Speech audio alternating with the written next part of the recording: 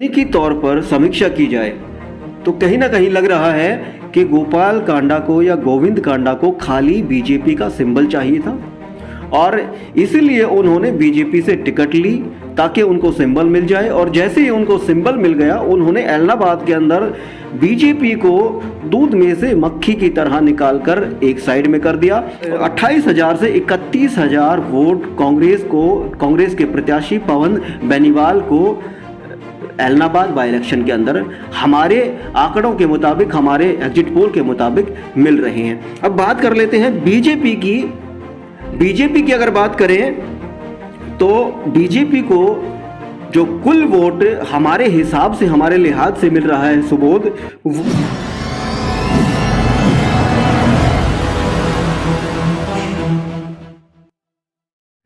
नमस्कार, मेरा नाम है राहुल आर्य, आप देख रहे हैं रेबेल रिपोर्टर, साथ में आप देख रहे हैं द लोकल न्यूज़। मेरे साथ लोकल न्यूज़ के रिपोर्टर सुबोध दहिया जी हैं। सोशल मीडिया का पहला एलनाबाद बाई इलेक्शन को लेकर एग्जिट पोल हम आपको दिखाने जा रहे हैं और जो एग्जिट पोल बिल्कुल प्रमाणिक होगा। ग्राउंड रिपोर्ट की पूरी समीक्षा के बाद हम आपको एग्जिट पोल दिखाने जा रहे हैं। एग्जिट पोल दिखाने से पहले एक अंदर की बात आपको बता दूं कि जो अंदर की बात यह है कि बीजेपी, हालोपा और जेजेपी ने मिलकर साझा प्रत्याशी अपना उतारा था, मगर चुनाव के नज़दीक आते आते आज 3 दिन चुनाव के बाकी रहे हैं। आज 26 तारीख है, 27, 28, 29 को पार्टियों ने अपना साझा प्रत्याशी उतारा था, मगर चुनाव आते आते बीजेपी कहीं ना कहीं जेजेपी और हालोपा से थोड़ी सी पीछे हट गई है और कांडा बंधुओं और अजय सिंह चौटाला या दुष्यंत चौटाला या दिग्विजय चौटाला वो मिलकर एक तरीके से अंदर खाने चुनाव लड़ रहे हैं। ये सुबोध से भी जानने की कोशिश करेंगे कि इस बात के अंदर उनको भी कितनी प्रामाणिकता या कितनी सच्चाई लगती है। सुबोध, कितनी सच्चाई लगती है? देखिए, शुरू दिन से ही हमने तो पहले भी एक वीडियो बनाई थी कि जो है कांडा बंधु और जो है बीजेपी जो है अलग अलग चुनाव लड़ रही हैं। देखिए, अगर तकनीकी तौर पर समीक्षा की जाए तो कहीं ना कहीं लग रहा है कि गोपाल कांडा को या गोविंद कांडा को खाली बीजेपी का सिंबल चाहिए था और इसीलिए उन्होंने बीजेपी से टिकट ली ताकि उनको सिंबल मिल जाए। और जैसे ही उनको सिंबल मिल गया उन्होंने एलनाबाद के अंदर बीजेपी को दूध में से मक्खी की तरह निकालकर एक साइड में कर दिया। और जैसा जेजेपी और कांडा बंधु मिलकर चुनाव लड़ रहे हैं, कहीं ना कहीं लग रहा है कि चुनाव से पहले टिकट दिलवाने में गोविंद कांडा को टिकट दिलवाने में कहीं ना कहीं जेजेपी का पूरा रोल रहा है। क्योंकि अगर चुनाव से पहले की बात भी करें तो गोविंद कांडा, गोपाल कांडा और अजय सिंह चौटाला परिवार, जिसमें दुष्यंत चौटाला, दिग्विजय चौटाला, उनकी नज़दीकियां रही हैं। अगर आपने गौर किया हो तो जो नए साल का नया साल जब आया था, नए साल का वक्त आया था, तो सोशल मीडिया पर तस्वीरें वायरल हुई थी अजय सिंह चौटाला और गोपाल कांडा की, जो गोवा के अंदर छुट्टियां मनाने गए थे। दुष्यंत और दिग्विजय की तस्वीरें भी वायरल हुई थी। तो ये जो नज़दीकियां हैं ये आज से नहीं है, बल्कि कांडा परिवार और अजय सिंह की नज़दीकियां बहुत पहले से हैं। और उन्हीं नज़दीकियों को लेकर कहीं ना कहीं ये अंदाज लगाया जा सकता है कि जेजेपी ने अपने कोटे से, अपने खाते से यहाँ एलनाबाद में गोविंद कांडा को टिकट दिलवाई और इसी रणनीति के तहत दिलवाई कि हम दोनों मिलकर चुनाव लड़ेंगे, बीजेपी की यहाँ पर जड़ें क्यों जमवाई जाएं। क्या कहेंगे सुबोध? बिल्कुल, देखिए, जो जेजेपी पार्टी है उन्होंने लग तो ऐसा ही रहा कि खुद जो गोविंद कांडा को है जेजेपी कोटे से जो है टिकट मिली है, क्योंकि वो ये नहीं चाहते कि मतलब यहाँ पर जो है बीजेपी स्थापित हो। वो चाहते हैं अगर अभय चौटाला यहाँ से हार जाए तो यहाँ पर कुछ ना कुछ जो है जेजेपी का ही यहाँ पर वर्चस्व बना रहे। जो चौटाला की वोट है, देवीलाल के नाम से जो वोट है, वो जेजेपी पार्टी को मतलब चली जाए, जुड़ जाए। तो चलिए, ये अंदर की बात थी, उस पर चर्चा भी करी, सुबोध भी सहमत हैं और कहीं ना कहीं आप भी इस बात से सहमत होंगे। चुनाव के 3 या 4 दिन चुनाव के बचे हुए हैं और 3 या 4 दिन जो चुनाव का लास्ट का वक्त होता है, आखिरी वक्त होता है, उसी में चुनाव पलटी होता है, उसी में चुनाव का सही अंदाज लगाया जाता है कि चुनाव किसके पक्ष में जाएगा। अब आपको जो एग्जिट पोल की हम बात कर रहे थे, प्रमाणिक और सटीक एग्जिट पोल हम आपको रेबल रिपोर्टर और द लोकल न्यूज़ पर बताने जा रहे हैं। केवल 3 दिन चुनाव के, 4 दिन चुनाव के बाकी हैं और हम आपको प्रमाणिक एग्जिट पोल दिखा रहे हैं। प्रमाणिक एग्जिट पोल हम आपको बताने जा रहे हैं। पहले भी जब बड़ौदा बाई इलेक्शन था और हमें मौका मिला था आपको एग्जिट पोल बताने का, तो हमने बिल्कुल सटीक एग्जिट पोल आप लोगों के सामने रखा था, बताया था। अब की बार भी उम्मीद है कि जो हम बताने जा रहे हैं वो बिल्कुल जो परिणाम आएंगे उनके इर्द गिर्द या नज़दीक परिणाम आएंगे। सुबोध, अगर कांग्रेस की सबसे पहले बात कर लेते हैं, कांग्रेस को कितनी वोट मिलने जा रही हैं? अगर कांग्रेस की सुबोध में बात करूं तो मुझे लग रहा है कि कांग्रेस को 28 से 31 हजार वोट इस इलेक्शन में मिलने जा रहे हैं। अब मैं आपको आंकड़ा बता देता हूं कि कितने वोट उनको किस तरीके से मिल रहे हैं। कांग्रेस की अगर बात करें तो 13,500 के करीब पवन बेनीवाल को जाट वोट मिल रहे हैं और अगर नॉन जाट वोट की बात करूं तो करीब 18,000 के आसपास नॉन जाट वोट पवन बेनीवाल को मिल रहा है। टोटल जो होता है वो 31,000 के आसपास होता है, तो इसलिए 1,000-2,000 ऊपर नीचे 28,000 से 31,000 वोट कांग्रेस के प्रत्याशी पवन बेनीवाल को एलनाबाद बाई इलेक्शन के अंदर हमारे आंकड़ों के मुताबिक, हमारे एग्जिट पोल के मुताबिक मिल रहे हैं। अब बात कर लेते हैं बीजेपी की। बीजेपी की अगर बात करें तो बीजेपी को जो कुल वोट हमारे हिसाब से, हमारे लिहाज से मिल रहा है सुबोध, वो 48 से 50 हजार के करीब, 1,000-2,000 ऊपर नीचे वो बीजेपी को यहाँ पर मिल रहा है। अगर बात करूँ जाट वोट की तो बीजेपी के खाते में जाट वोट ज़्यादा जाते दिख नहीं रहे हैं। 9,000 के करीब बीजेपी को, गोविंद कांडा को जाट वोट जा सकते हैं 9,000 के करीब। और अगर नॉन जाट वोट की बात करें तो करीब 40,000 के करीब नॉन जाट वोट जा सकते हैं गोविंद कांडा को, नॉन जाट वोट जा सकते हैं बीजेपी को। सुबोध, जो दोनों मैंने आंकड़े बताए, अभी इनेलो का आंकड़ा बाकी है, कांग्रेस का और बीजेपी का। कांग्रेस को 28 से 31,000 वोट हमारे एग्जिट पोल के हिसाब से आ रहे हैं और बीजेपी को 48 से 50,000 के करीब, दोनों को जेजेपी और बीजेपी को मिलाकर लग रहा है कि इनको 48 से 50,000 के करीब वोट मिल रहे हैं। क्या मानना है? देखिए, हम भी यहाँ जो है 10-15 दिन से घूम रहे हैं, गांव-गांव जा रहे हैं, लोगों से पूछ भी रहे हैं, उनकी राय भी ले रहे हैं। तो आप मान के चलो कि 30-32 से 30-31 हजार जो वोट है कांग्रेस ले जाएगी यहाँ से, क्योंकि पवन बेनीवाल जो है पहले भी यहाँ बीजेपी की टिकट से जो है चुनाव लड़ चुके हैं और 2019 के जो चुनाव थे उनमें 45,000 के लगभग जो उन्होंने वोट यहाँ से ली थी। तो अब उन्होंने, ये बात अलग है कि पार्टी चेंज कर ली, अब वो कांग्रेस में चले गए हैं। और दूसरी बात, शैलजा गुट से जो उनको टिकट मिला है, अगर हुड्डा की तरफ से जो उनको टिकट दिया जाता तो शायद वोट जो है 35-40 तक पहुंच सकता था उनका, 40 के आसपास पहुंच सकते। बिल्कुल। हाँ। तो चलिए, अब सहमत हैं आप दोनों आंकड़ों से? कांग्रेस और बीजेपी के दोनों आंकड़ों से आप सहमत हैं? बिल्कुल। 48 से 50 बीजेपी और 28 से 31 कांग्रेस, आप सहमत हैं? बिल्कुल, मैं सहमत हूँ। अगर बीजेपी की अगर बात करें, जो आपने बताया कि जाट वोट बैंक की 9,000 तक, आप ये मान के चलो इसमें 5 से 6,000 तो जेजेपी की वोट हैं जाटों की, और 3,000-4,000 बीजेपी भी।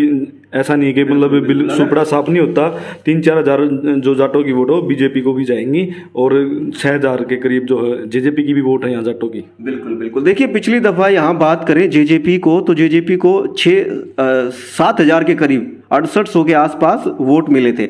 मगर जब अजय सिंह चौटाला भी प्रचार में नहीं थे और दुष्यंत चौटाला अपना हल्का संभाल रहे थे, वो भी प्रचार में इतना नहीं थे। अब की बार तो जो दुष्यंत चौटाला भी हैं, दिग्विजय चौटाला भी हैं और अजय सिंह चौटाला भी हैं, तो 6,000 के, ये मान लीजिए आप 10-11 हजार वोट बेशक से चुनाव नहीं लड़ रहे, मगर उनके मेरे लिहाज से हो जाते हैं।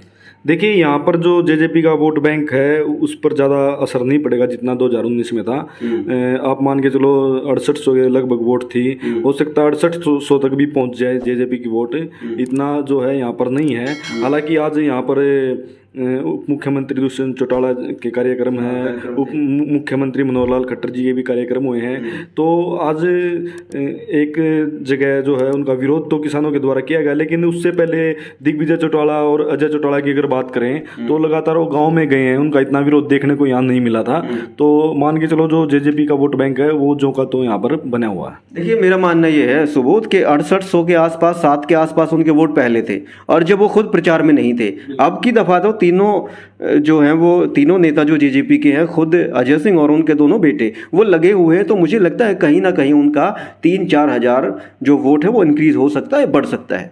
हाँ बिल्कुल, पिछले चुनाव में जो है दुष्यंत चौटाला जो उचाना से चुनाव से थे, क्योंकि वो उधर उनकी सारी टीम भी वहीं लगी तो थी, वहाँ सारी नैना चौटाला जो है वो बाडड़ा से थी। तो यहाँ पर हल्के में इतना प्रचार नहीं कर पाए थे वो। तो यहाँ पर अभी तो अजय सिंह चौटाला जी हैं, डॉक्टर, और दिग्विजय चौटाला जी हैं, वो लगातार लगे हुए हैं। और आज से जो है उप मुख्यमंत्री हैं दुष्यंत चौटाला जी, उनके भी कार्यक्रम हुए हैं, तो कहीं ना कहीं बढ़ेगा उनका वोट बैंक। तो चलिए, 2 पार्टियों का हमने आपको बता दिया। कांग्रेस की बात अगर करें तो 28 से 31 हजार वोट हमारे एग्जिट पोल के हिसाब से उनको मिल रहे हैं। अगर बीजेपी की बात करें तो 48 से 50 हजार वोट बीजेपी को यहाँ पर हमारे एग्जिट पोल के हिसाब से, हमारी समीक्षा और आंकड़ों और विश्लेषण के हिसाब से मिल रहे हैं। अब पार्टी बचती है INLD, इनेलो, अभय सिंह चौटाला बचते हैं। अभय सिंह चौटाला को कितने वोट मिल रहे हैं, कितने जाट वोट और कितने नॉन जाट वोट मिल रहे हैं, और कितने से वो चुनाव जीत रहे हैं, वो हम आपको बताने जा रहे हैं। अगर अभय सिंह चौटाला या इनेलो की बात करें तो करीब करीब 43,500 वोट जाट वोट अभय सिंह चौटाला को इस हलके में एलनाबाद इस उपचुनाव के अंदर मिलते नजर आ रहे हैं। और अगर नॉन जाट वोट की बात करें तो 25,000 के करीब नॉन जाट वोट अभय सिंह चौटाला को, इनेलो के जो प्रत्याशी हैं, उनको मिलता नजर आ रहा है। और अगर पूरे के पूरे उसकी बात करें, आंकड़ों की बात करें, पूरे फिगर की बात करें तो 68 से 70 हजार के करीब वोट अभय सिंह चौटाला को यहाँ मिलता नजर आ रहा है। और हमारे आंकड़ों के हिसाब से अभय सिंह चौटाला यहाँ से चुनाव जीत रहे हैं। सुबोध, क्या मानना है? देखिए बिल्कुल, अभी जो आपने बताया 68 से 70 हजार के बीच वोट, क्योंकि इन्होंने पहले भी यहाँ 56,000 वोट पिछले इलेक्शन में 2019 में 57,000 के लगभग वोट, हाँ, तो यहाँ से ली थी। और इन्होंने किसानों के समर्थन में इस्तीफा दिया था। तो आप मान के चलो जो किसानों की वोट है, एक तो वो जुड़ गई हैं, क्योंकि जो सिख बेल्ट है यहाँ पर 10 से 12 गाँव हैं जो सरदारों के, वहाँ से भी पूरा जो है वोट बैंक अब की बार लगभग इनको मिलेगा। सही है। और रही बात, उसी लिहाज से मैंने जोड़कर पहले ही कि पिछली दफा 57,000 थे, अब की बार 68 से 70 हजार, 12, 13 या 14 हजार के करीब वोट अभय सिंह चौटाला को, उन्होंने इस्तीफा दिया, इस वजह से उनको बढ़ता हुआ नजर आ रहा है, बढ़कर मिलता हुआ नजर आ रहा है। हाँ बिल्कुल, ये बात मानने वाली है। और दूसरी बात ये है कि जो शेड्यूल कास्ट का वोट बैंक है, वो चौधरी देवीलाल जी का वोट बैंक है, वो जो का तो है वो सुबोध पिछली दफा उनको 25 के करीब मिला था, अब भी उनका 25 के करीब है, वो वोट उनका नहीं खिसका है, नहीं टूटा है। ठीक है, हमने तीनों पार्टियों का बताया, फिर सुन लीजिए, फिर बता देता हूं। कांग्रेस, पवन बेनीवाल जो प्रत्याशी हैं उनको 28 से 31 हजार वोट मिलते नजर आ रहे हैं एलनाबाद उपचुनाव के अंदर। और अगर बात करें बीजेपी की तो 48 से 50 हजार वोट यहां बीजेपी के प्रत्याशी गोविंद कांडा को मिलते हुए नजर आ रहे हैं। और अगर इनेलो की बात करें, अभय सिंह चौटाला की बात करें, तो उनको 68 से 70 हजार या आसपास उनको 68 से 70 हजार के करीब वोट यहां पर मिलते हुए नजर आ रहे हैं। और हमारे एग्जिट पोल के हिसाब से अभय सिंह चौटाला चुनाव एलनाबाद से जीत रहे हैं। बिल्कुल। और दूसरा ये है कि अब लगातार 3-4 दिन से जो है संयुक्त किसान मोर्चा के जो किसान नेता है वो भी हल्के में दौरे हैं। अभी गुरनाम सिंह चढ़ूनी जी भी आए थे, और कल राकेश टिकैत के भी जो यहाँ पर कई गांव में कार्यक्रम रैली रखी गई है। साथ में यहाँ पर बीजेपी की बात करें तो मुख्यमंत्री जी भी लगे हुए हैं, उप मुख्यमंत्री जी भी लगे हुए हैं। तो देखते हैं, अभी तो जो है 3 दिन बाकी हैं, क्या रहेगा आंकड़ों में जो है कितना यहाँ पर असर पड़ेगा जाएगा जो हमने आंकड़े बताए हैं। हो सकता है कहीं ना कहीं इनेलो का वोट बैंक बढ़ेगा, क्योंकि किसान नेता लगातार यहाँ दौरे कर रहे हैं, लगातार जो है बायकाट कर रहे हैं, यहाँ पर अपील कर रहे हैं लोगों से जेजेपी बीजेपी की, तो कहीं ना कहीं अभी जो है वोट बैंक इनेलो का और बढ़ सकता है। देखने की बात यह है कि अभी 3 दिन है, 3 दिन के अंदर मुख्यमंत्री के उप मुख्यमंत्री के यहाँ पर दौरे चल रहे हैं। और अगर बात करें इनेलो की, तो यहाँ पर इनेलो के फेवर में लगा लीजिए इनडायरेक्टली किसान जो राकेश टिकैत के दौरे अभी बाकी हैं, और संयुक्त किसान मोर्चा के जो नेता हैं वो भी अपील कर रहे हैं खुलकर। तो वो अभय चौटाला को वोट देने की नहीं कह रहे हैं, मगर बीजेपी को हराने का मतलब किसी न किसी को तो जिताना है। और पवन बेनीवाल, लोग ये जानते हैं कि जो अभय सिंह चौटाला जी ने इस्तीफा दिया था, वो किसानों के समर्थन में इस्तीफा दिया था, तो वो राजनीति से परे हट के डायरेक्ट तौर पर तो ये नहीं कह सकते कि आप अभय सिंह चौटाला को वोट दो। लेकिन एक बात देखी जाए तो अगर बीजेपी को वोट ना देना, जेजेपी को वोट ना देना, तो आप समझ सकते हैं कि इनेलो को वोट देना, क्योंकि कांग्रेस की यहाँ पर जो स्थिति है वो तीसरे नंबर पर है।